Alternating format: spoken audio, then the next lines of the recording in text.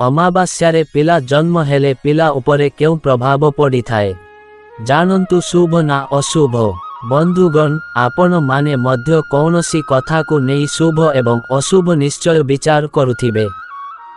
एहा सहित आपण अमावास्या एवं पूर्णिमा को तिथि को मध्य मानुथिबे।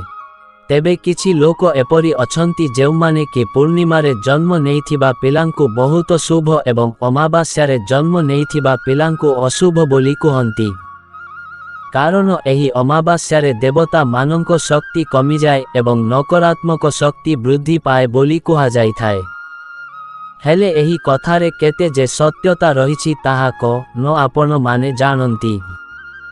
कारण आम ओडिया पांजी हिसाब रे सबुदिनर किछि शुभ बेला एवं किछि अशुभ बेला रही थाए ताहा पूर्णिमा हेउ किंबा अमावास्यारे हेउ। तेबे अमावास्या को संपूर्ण खराब दिन कहिबा भूल अटे। तेबे एहा छड़ा किछि लोक कहंती कि अमावास्यारे जन्म नेइथिबा झियो वांसी कन्या होई थाए एवं से बहुत शीघ्र विधवा होई जाए। तेबे एही विषय रे मुन एक सत्य घटना कहिबाकू जाउछि।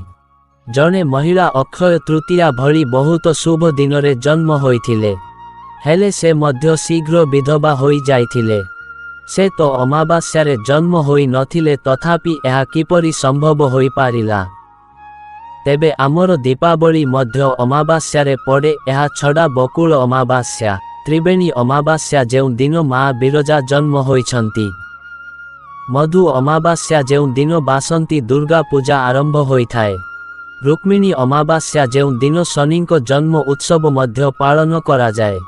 सावित्री अमावास्या ओभा अमावास्या चिता अमावास्या महाराजा अमावास्या दीपावली अमावास्या आदि एही सबु अमावास्यारे सबु भल कार्य हिं करा जाए एवं पूजा उत्सव मध्य करा जाए। तेणु अमावास्या को अशुभ एवं से दिन जन्मित पिला मानंकु मध्य अशुभ कहिबार प्रथा को बंद कराजिबा उचित एवं एभली अंधविश्वासरु दूरेई रहिबा उचित।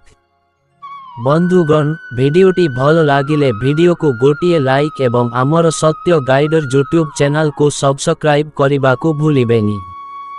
धन्यवाद। जय श्री कृष्ण।